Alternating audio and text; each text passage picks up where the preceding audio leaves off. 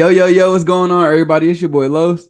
What's going on with y'all? It's your boy J.O., and we are coming back at y'all with another special guest. We got a two-time All Pac-12 player, starting point guard for the University of Colorado, JAYLYN SHERROD. JAYLYN, we really appreciate your time and taking an opportunity to check out with us or tap in with us over here at Stoner Sports Network. How you doing?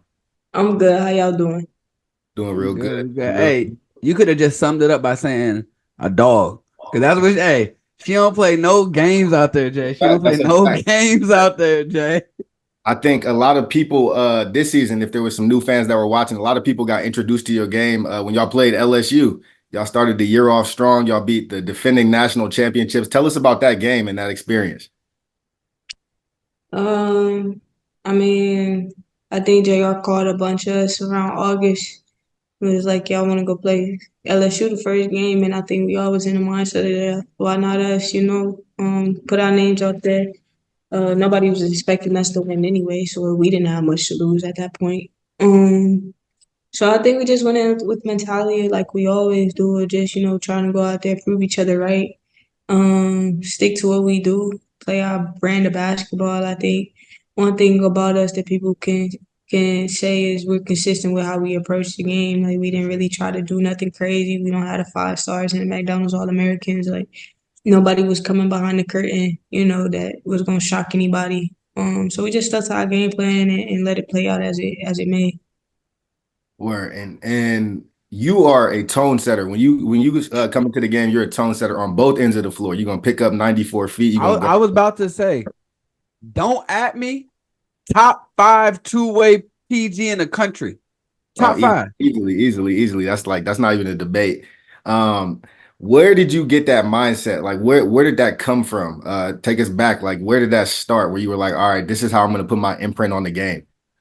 Um, I mean, I think that was just true to like who I am as a person.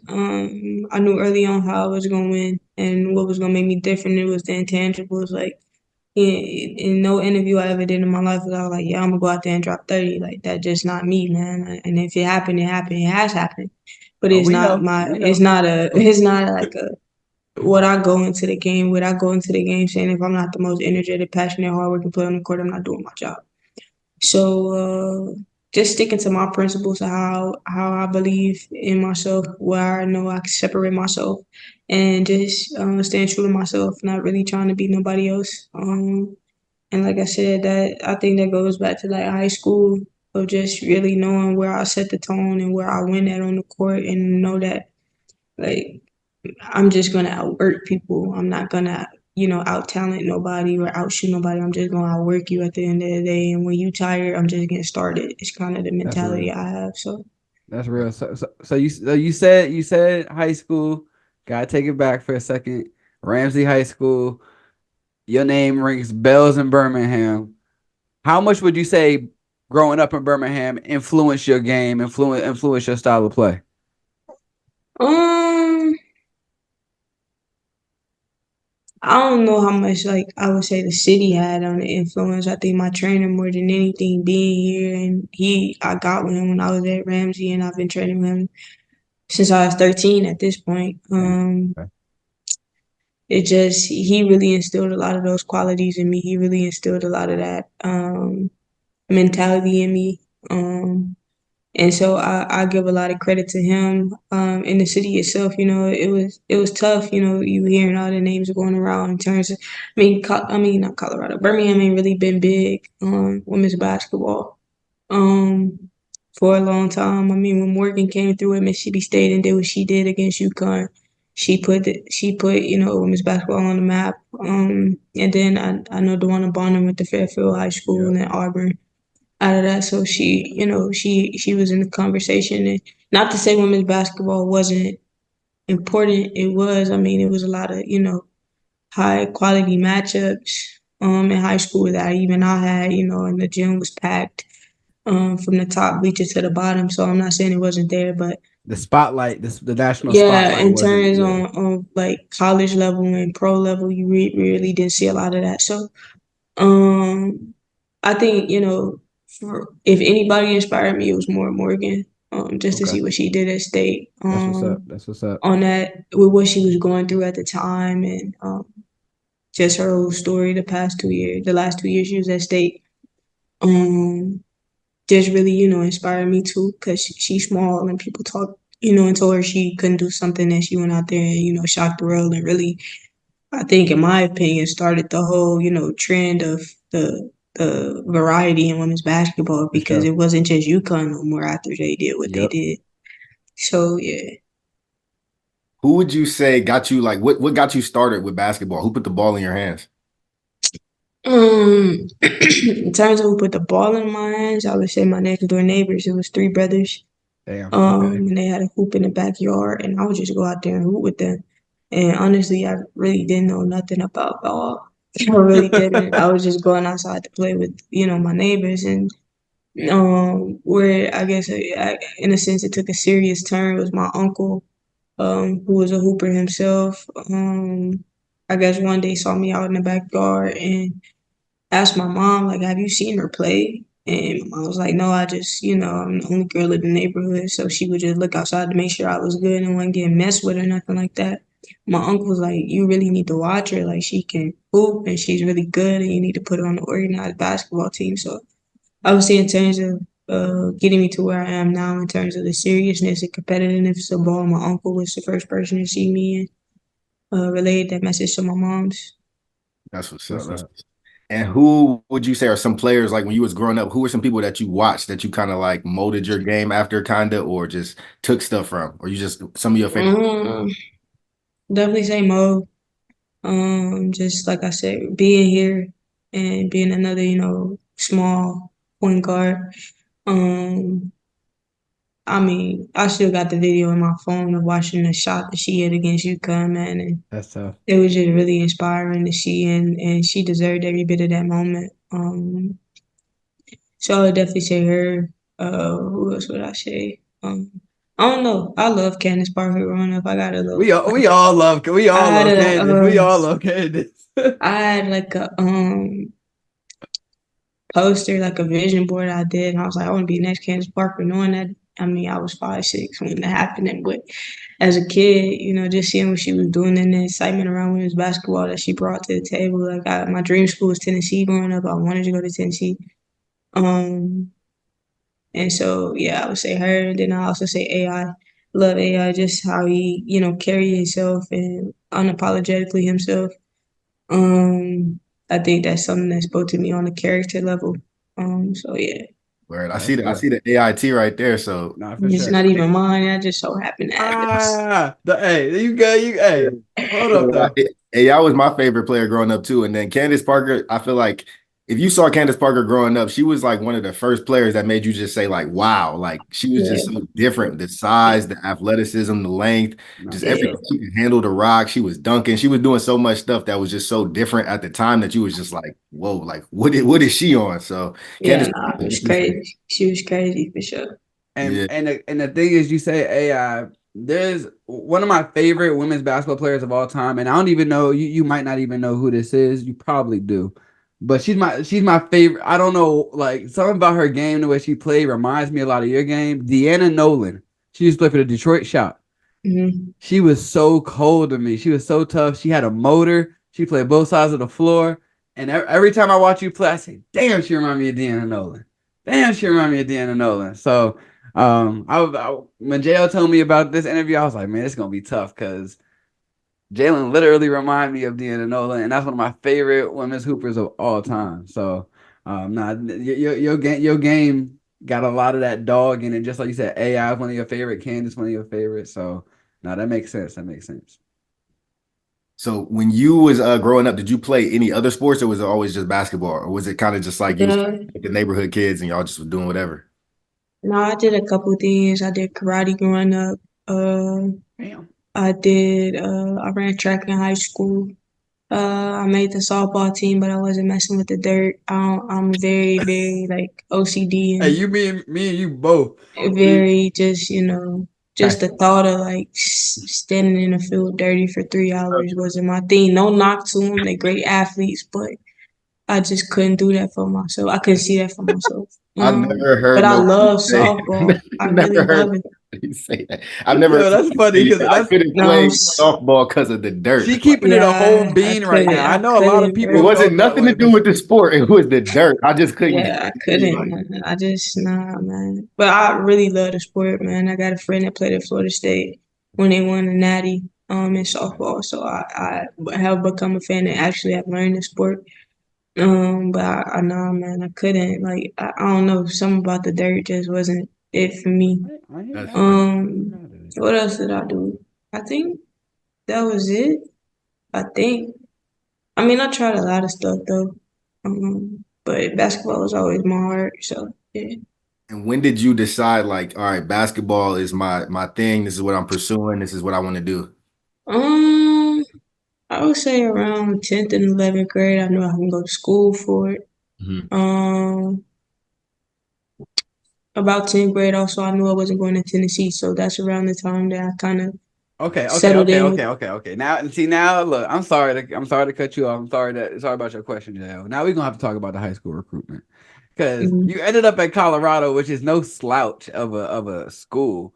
But Mhm. what other schools were recruiting you at that time?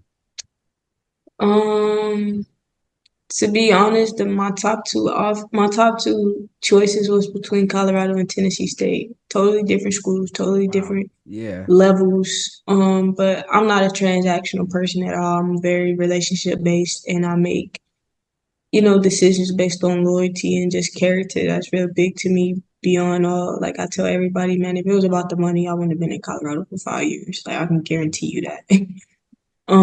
But She keeping it a buck. I like her. I like her. I think for me, man, like Colorado was the only Power Five that offered me. So when like, and I can say this now because I don't have no more eligibility, but when the rumors got to talking and people started calling, it was like, why would I come play for you now when you didn't want me 3 years ago, or I was a question mark 3 years ago?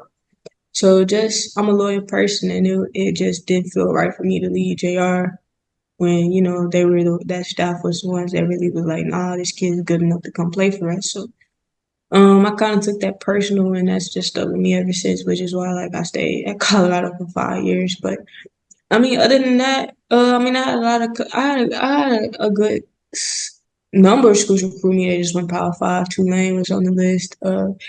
If UAB wasn't in Birmingham, they would have had me. Just to be Okay. completely honest with you, I love that staff, man, and they even, still like communicate with me now, and really got a lot of love for them, and anything I could do for them, I'm open to it. I'm trying to think.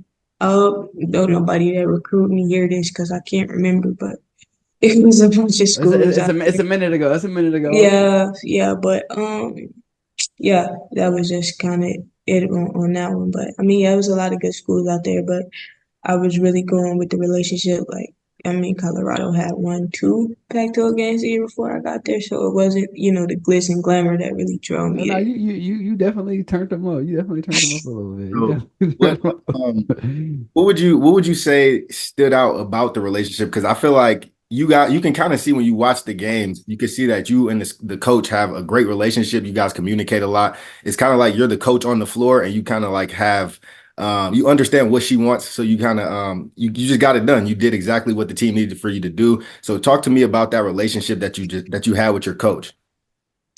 Well, JR wasn't who saw me. T saw me first. And then Coach Shan, she's not there anymore, but she's the one who really like took over the recruitment process for me. Called me all the time, and we just developed a good bond from jump. She first called me. I remember to this day. I was sitting next to my mom. I said, "Mom, where the hell is Colorado?"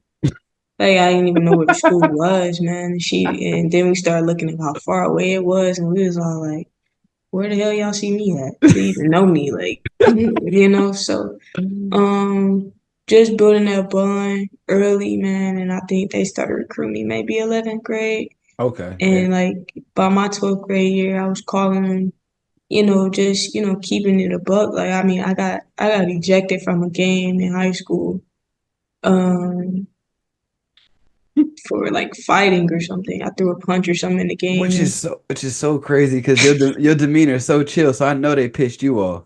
Yeah, and then my first call after that was Coach Shin. I was like, I just want you to know, I don't want you to hear from nobody else. And I think from that moment on, just like being that, comfortable telling, coaches that committed to you is in a bad situation just really allow me, the space to be myself and have that open communication. But with JR specifically, man, our first year we did not talk to each other, believe it or not.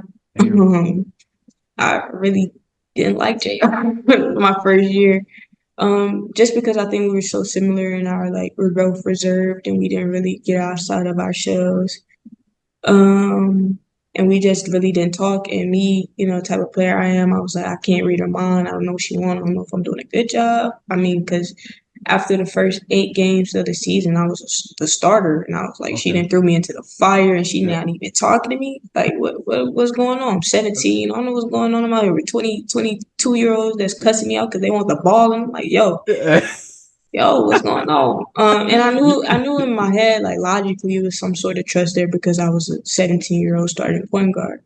Yeah. But I was also like, dog, like, what we doing here? Like, am I a trial and error? Like, what's going on? So after my freshman year, we literally sat on the phone for 3 hours and talked everything out. And I think from there, it was just, we just understood each other a little bit better. And ever since then, it just grew the relationship. So to the point where it's like, I left Colorado on Thursday and I've talked there ever since, every day that I Yeah. haven't been there because it's just, I would go in her office just to say what's up and grab a water or something. So it's different not having that relationship no more, but we grew together, That's what's completely up. together. So yeah, she's somebody that pretty special and she's a great coach too. So What was it a culture shock going from Birmingham to Colorado? nah, not really. I mean, I'm an only Okay. kid, so it wasn't like I was Me too. missing. Me too. Me too. Me too. Me too. I miss my family. I'm a big family person, but at the end of the day, like being alone and being by myself wasn't really an adjustment for me because that's all I knew. So I wouldn't say that was a shock, but I think in terms of just like things to do and People not to really people having a definitely way city. different. Yeah, it's completely different, but it was just like I not believe. having a city. Yeah. Food was my biggest issue. The food was Okay. my biggest Okay. issue. So, uh, What's I your was what's your go to meal when you come back home? That's a long question with a long Okay. answer. I mean, I don't know. Birmingham's really known for the food, so Yeah. we're really known for our wings out here. I haven't even gone wings since I've been here. Well, that's But now I know you're wings getting for that tonight. sure. Now I know you're getting that tonight now. So Tomorrow, my best friend's in the military, so she is at drill right now. But she was like, "You gotta wait till I get back," and she get that's back real. tomorrow. So That's real. That's real. That's real. yeah. So outside of like playing basketball, what do you like to do? Like when you're trying to relax, when you're just chilling, like what's some stuff you like to do? Um, chill, really. I build Legos. That's tough. I think Just Miles is it Miles Turner has an insane Lego Yeah, collection? yeah. In Okay. Indiana, yeah, his collection's crazy. Yeah. But I build Legos just because it allowed me to get off my phone and spend time with myself because I'm locked into what I'm doing Right. and I'm using my hands, so I'm not really on my phone like that. I'm a reader, big reader. I love watching movies. What else? What else? I mean, I'd really just be chilling, man. Like after this, I'm gonna lock in and do some homework. So, whatever really falls on my I'm day. so glad you mentioned the homework piece because you it takes some people 6 years to get that undergrad, that bachelor's degree. It takes people forever. You did that in 3 years. You got to break that down. How did you do that? How is that possible? Yeah, how did you do We both that? went to college and it, three Yeah, years. how did you do that? I didn't even think like that didn't even seem like an option. Like that was a possibility. Like nobody even told me I could do. Uh, Really COVID. I mean, Okay. and on the flip side too, I had surgery my sophomore season, so Mm-hmm. I played 12 games and that was a wrap. Which to add to the question about me and JR, that helped me too because I was sitting on the bench behind her, so I was able to look at what she was seeing and why she was calling certain plays and stuff like that.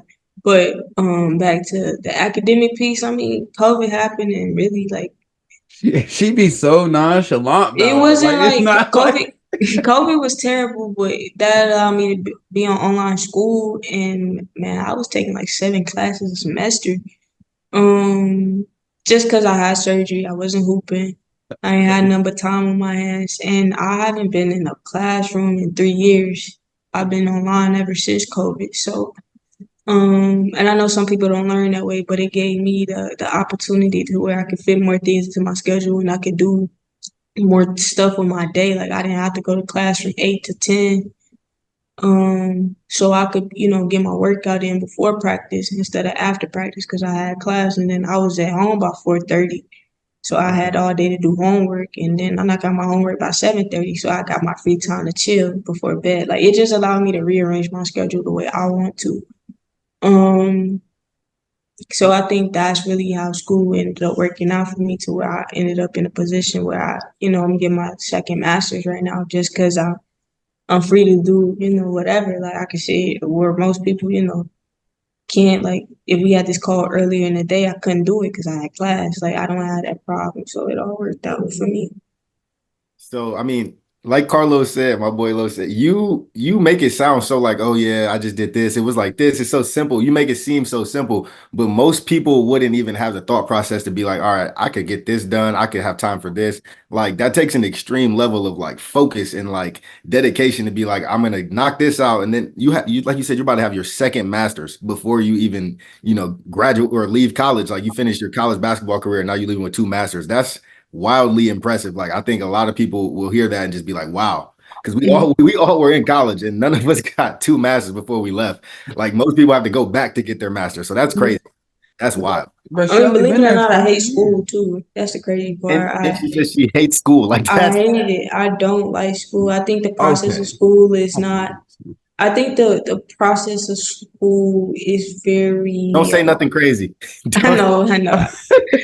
I just think the we process got a of lot of school. kids that are gonna want to follow in your footsteps and School is great. I'm saying go to school, but I think my thing about school is they don't set kids up to be successful in school because they tell kids to go get this degree or you need this degree That's to go fair. get a job or whatever. But the reason I think I was also so successful in school because I did what I wanted to do. Like I'm doing a criminal justice master's right now because I would like to get into the criminal justice field one day. Whereas, especially athletes, they'll be like, "Oh, take communications Or because yeah, it's easy. psychology. Just take something to. Take something simple. You can get your." And it's like you telling them, and not to say it's not easy, but it's also hard to do work that you don't care about. Whereas if it's a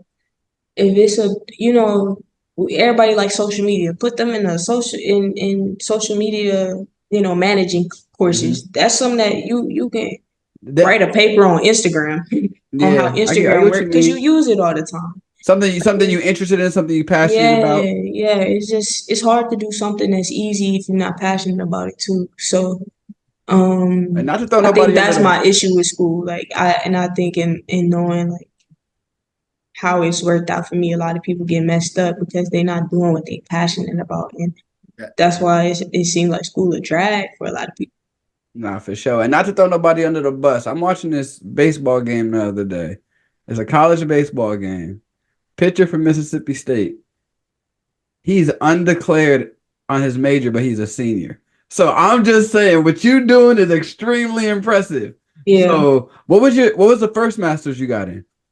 Organizational leadership. Okay, very good, very cool, very cool. so you've been at Colorado for a while. This is just something that I've been wondering. What was it like when Deion Sanders and the football team and all that hype? Like what I know it was just different once all that stuff happened. So what was it like around campus and everything once all that stuff started popping off? It was cool. I think like people really over like made it seem overly like The outside world, we hyped it up. yeah, Yeah, yeah, yeah, and it was like man, Deion sitting in the cab right next to me, eating the yeah. same meal. I mean, like he just a cool dude, and I mean, he is Deion Sanders, no doubt about Oh, it. for But sure. um, I get what you're just the saying, though. fact that like he embraced the culture and he really like I mean he changed some things, but he also was a part of something that didn't really feel separated. Like it didn't feel like it was Dion and the football team and then everybody else. It was just nah, we all still athletes Mhm. at the same time and we all kind of held to the same standard. So I thought that part was cool. But I think in terms of like the media, the celebrities, man, like I walked in on Kirk Franklin, just eating at the calf before his concert. Went over there, chopped it up. Man, gave me tickets to the concert. I wasn't even going to the concert. I Hey, was now like, you going to the concert I though? was there. I was there. Got there a little bit late, but I was there. Yeah, for sure. Um, so I mean, it was just. I mean, he created great opportunities for us, man. Uh, like that type of stuff. It wasn't just the football team, that got love for that. He came to our practices sometimes. He was always at our games. The football team was at our games too, so it just wasn't him. So I mean, yeah, he changed the culture for sure, and I think they're moving in a great direction. I can't wait to see what they do. I hate that I'm missing a Lil Wayne concert, but I got business to handle. For sure, for sure. But There'll yeah, definitely be he some more great Lil peoples, Wayne. man. He really is a great dude, and he is who he is, and that's one thing I can say about him. He is who he is, and consistent at that. And I think that's something you can appreciate. So That's what's up. That's what's up. So just a couple little random questions. What's your favorite shooter hooping?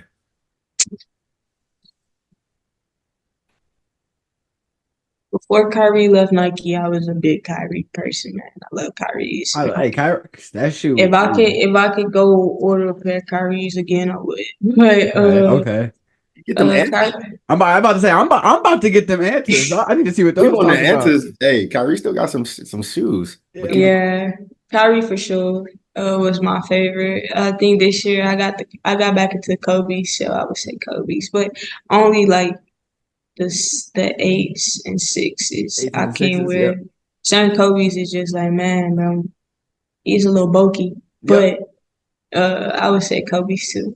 Okay. Yeah, I was a big Kobe guy. Right Yeah. now, I've been liking I like Trey Young's right now. I don't know. I like the Trey Young. I don't know if you Man, look, them Hardens Hardens. different.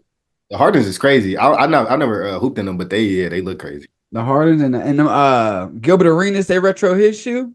Love those. Yeah.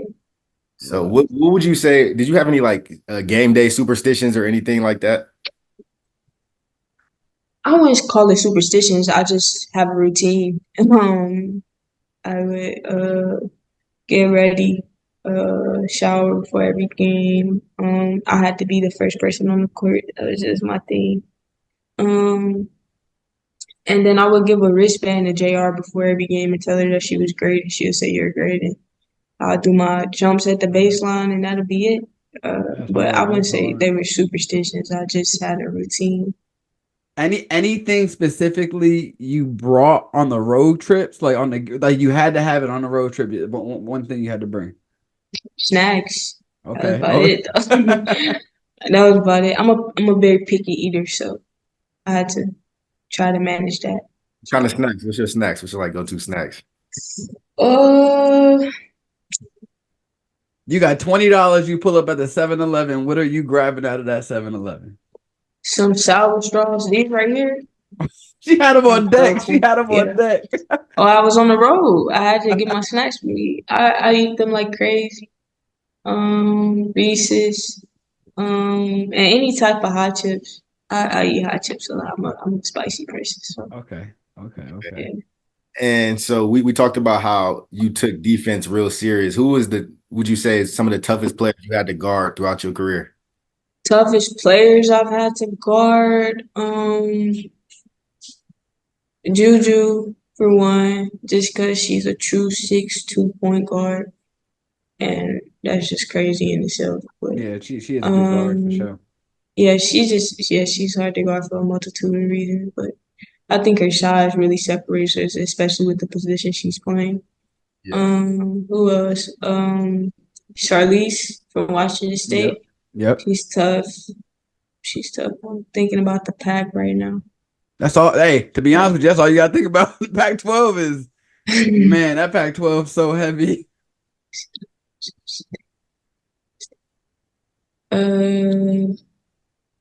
Uh, I ain't have to guard Peely, thank God. So can't say that. Ty Skinner. Ty Okay. Skinner at Arizona State. She Yeah. didn't get to play this season because she tore her ACL, but that kid is probably she's shorter than me, but she's nasty, man. I love that kid. I love her game. Everything about her, man. She's really good, and I don't think she gets the credit she deserves. So I'm gonna definitely say her. And outside of that, I mean, I had to guard Caitlyn for 2 years, so and that's tough for a multitude of reasons too. Yeah. I heard you. I Very heard you understandable. What would you say though? real quick, Okay, real quick, so real quick, real quick. I go heard ahead. you say in an interview that Caitlyn talks the most trash of like all the players that you've played against. Is that true? Uh, yes, but in playing Angel Reese, I think she takes the cake. But Angel really, she didn't really talk in our game. At least I didn't hear it. You talk about who? Angel or Caitlin Clark? Yeah. Angel or Oh, Caitlyn, neither one of them and was we pulled up to talking. a couple of LSU games this year. Let me tell you. Yeah. So my games was pretty peaceful against them too. I know everybody else in the country got a different experience, but I didn't really have I know drawing back and forth with them too. So it was cool. So yeah. Speaking of John, look, I ain't gonna let you go without asking you about this. You don't even know I'm about to ask you, but you seem so like zen, you to yourself. But when you did the night on Stanford, look, yeah, when you did that night on Stanford, tell me about that. Cause hey, we ain't got to talk about who was trailing you, who was on your hip. We ain't got to talk about that. But I just want to know what was going through your mind when that happened. Man, the real story behind this is I got a teammate named Sophie. She was a walk on, but I'm telling you, she was one of the best teammates I ever had, and just energy, spirit, coming every day with a roll. Man, I love that kid.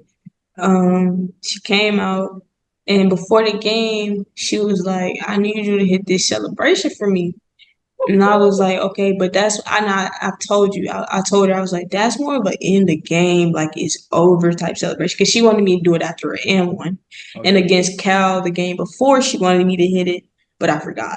Okay. So, she was like, do it after you get an and one. We was waiting on you to get an and one.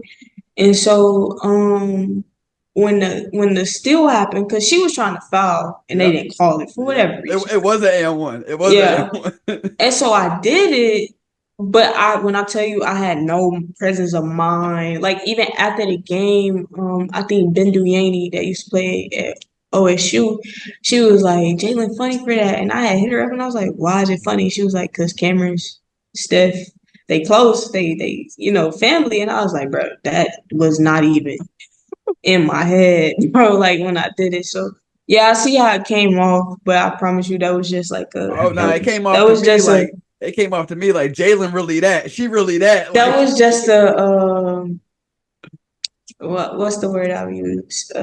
Circumstance. It wasn't planned out like that. Nah, it just so happened to that happen. I think that's why it was so tough though, because you could tell it was just so organic. You got the steal. You ain't know who Yeah. was on your hip. You just trying to get to the cup. Yeah, I And really didn't. So then you yeah. made a lay, you got back on D, hit it. I was like, she's too hard for that. She's too cold for that. So, what would you say is something that you improved on from the moment you got to Colorado to now? Basketball or life? Basketball. So we'll stick with basketball. Basketball, I would say reads, um, and just knowing when it was my time to kind of insert myself offensively, because that's not my first mind to score. I'm a pass first point guard. I always have been. So learning like when in transition to push it and get to the cup, or like even in the Utah game, late in the game, I was like, all right, man, like it's a video and I think I got it on my Instagram where I was like, all right, man, let's go. Like I was talking to myself on the free throw line and from there it was just like, because we was down 8 at one point in that game in the fourth quarter and I was like, I got 5. You had 34 that game, right? Yeah. And I was like, man, all right, let's go, bro. Like, let's stop playing. And that was just me talking to myself. So just learning my spots and learning when the team needed me to be aggressive to score versus, just be who I naturally am, which is, creating shots for others. And what would you say with you trying to go to the WNBA, the draft is coming up. What would you say a team is getting when they draft JAYLYN Sherrod? Uh, a dog, a player who knows their role and who, knows how they're gonna win. I'm never gonna try to be anybody else. I'm always stick to my principles, and that's what got me there. And I know that's why a lot of people love me. So why would I try to change that? Um, Grow and build off of it, but never change who I am foundationally. So, just a dog and somebody who, my approach to everything is no matter who I'm going against, they lace up they shoes the same way I do, and they go to practice the same way I do. They put on the jersey the same way I do. The only difference between me and them is the name behind the jersey and the name in front of it. So, Hey, she got me ready I to just, hoop right now. I ain't I gonna just lie. really She got don't me ready like. to hoop. I don't know. I don't care about all the hype, and I never cared about who I'm going against. It's just like at the end of the day, like I said before, kind of look at it like in the third quarter when you giving your last, fight. I'm giving my second and third punch, and I still got three more in the bag. So just like I really am who I say I am, and I think that's special to say too. So What's something that people don't know about you? um, I guess this side of everything, like on the court, I'm very passionate and emotional and uh lively, but I mean, I'm this person every opportunity outside of basketball. And I'm pretty consistent in that. So I guess the off the court side of things people don't get to see, but and yeah, I know it's like night and day too between my personality on the court and off the court. So I would definitely say the off the court me. People don't get to see a lot or understand because it's just night and day, and it's not what people would expect to see when they see me off the court. So Word. And this is I just got two last questions. I don't know what Carlos has, but who would you say is your funniest teammate? funniest Bree Bree? McLeod. Yeah. That girl cracks me up, man. She's from Canada, but when I tell you, like everybody on the team will agree that she's made for media and television. Like That's I've me. never met somebody like her before in my life. But yeah, she really she's like a little sister to me. So yeah. And who would you say is the most likely to leave their shoes? Hmm. Probably Jaden Atchison. She just a kid trying to find a way. But uh Look, she know that text gonna come from Jade. She know that text coming in. yeah. But nobody ever left their shoes. We do a pretty good job of making sure everybody got their stuff when we get on the bus. So That's what's up. That's what's up. Los, you got anything else? I just want to know, you got an underdog story in my opinion. mm-hmm. Like I feel like, being coming out of high school, not having all those Power Five offers, to go from that to making the wooden watch list this season. Mm-hmm. Have you ever just sat down like and just thought about like, damn, like look how far you made it, JAYLYN. Like just that third person, like this is insane. Yeah, I think I do that all the time. I think I'm still an underdog story. I'm sitting in Birmingham and not in New York. So that left a bad taste in my mouth. But we'll Oh, we'll let it play out as turn it her may. back up. Turn her back up. Um, but I think at the end of the day, yeah, I think this year was really the year that really kind of like put things into perspective for me. I don't think it even really hit me until last week at the Final Four where it was like kids and WNBA players. I'm like, oh, yo. And I'm like, y'all know who I am, bro. I was like, Let me just tell you something. You what? had me in here sweating when I was working on my bracket because I'm like, bruh, I can't go against Colorado because they just play too hard, but I don't know. Like I just don't know. And then Yeah, like you the main cog of that, and I'm like, yeah, I can't really feel bet you. against it. Like, damn, like I just Yeah, I feel you. honestly, like people was mad. I literally did not do that top part of the bracket. I was like, bro, it's just too much for me. This is too much for me. Yeah, no, that top part of the bracket was crazy. It's crazy. Crazy. That regional was crazy. But I think, yeah, at the Final Four in Cleveland, just kind of put a lot of things into perspective, man, and really allowed me to see just the magnitude of my career and how much I accomplished and, Hell yeah. you know, um, just who I've become, you know, since I left Alabama at 17 to who I am now at 22. So I say that, but I don't think the underdog story is done at all. Like I said, I don't No. know. I don't know. I don't know why people still attempt to piss me off. I just don't like people Oh, she just got me turned up it in don't work. here. It never works out in Damn. that way. I'm mad JAYLYN is not the JAYLYN you want to see, but Nah, nah. Hey, it is what it is, man. And it's a blessing to be. I still look at it. It's a blessing to even be in the conversation to get drafted. So I'm not at all knocking that, but I do think that you know it's just more fuel to the fire, and I always um it's just another chip on the shoulder. So that's just kind of how I look at it. But like I said, I keep it in perspective. It's a blessing to be in the conversation. It's a blessing, you know, to have my name in that pool. So let the chips fall where they may. But I'm excited, man. I'm so hey, excited. selfishly, I just love if you know came to Atlanta. That'd just be excellent. I That'd just wouldn't be be mad excellent. about that. That at least, I mean, being in a W in general is a Nah, blessing. for But sure, for sure. But like I Atlanta, said, 2 hours away from the crib. I mean, And I feel okay. that that'll be sounds a good good to me. fit.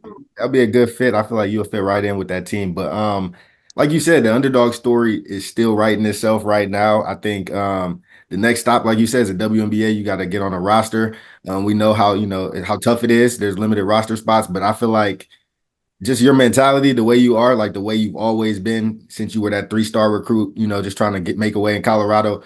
All you need is a chance. All you need is a chance. You get to that training camp when they see you play, when they see how hard you work, nobody's gonna outwork you. So I got a feeling that you'll figure it out. You're gonna find a way. My friend, we do appreciate your time. We know it's valuable. We know you got a lot going on. You still taking classes, still getting your masters. I know you working training for the W draft on Monday. So we gonna definitely be in here pulling for you. We actually going to the dream draft party. So Gotcha. so we gonna when your name get called, we gonna be turning there for you. So don't even worry about that. But now we definitely appreciate you though for sure. But this is another one with your boys here on SSN. Hey, for Los, this is your boy Jo, and just like that, we out. Hey, we out.